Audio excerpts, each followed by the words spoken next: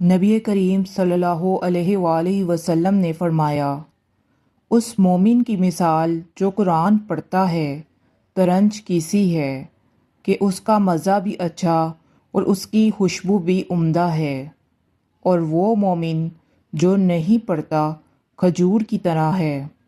کہ اس کا مزہ تو اچھا ہے لیکن اس میں خوشبو نہیں، اور اس فاسق کی مثال جو قرآن پڑھتا ہے مردے کی طرح ہے کہ اس کی خوشبو تو اچھی ہے لیکن اس کا مزہ کڑوا ہے، اور جو فاسق قرآن نہیں پڑھتا اس کی مثال اندرائن کی سی ہے کہ اس کا مزہ بھی کڑوا ہے اور کوئی خوشبو بھی نہیں۔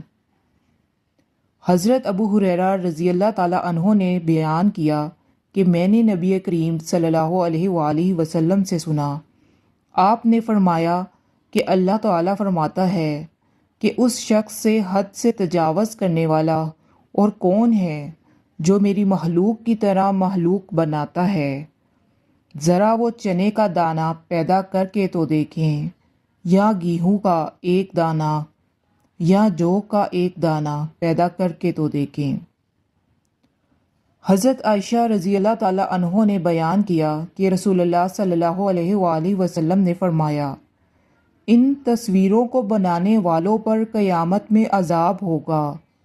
اور ان سے کہا جائے گا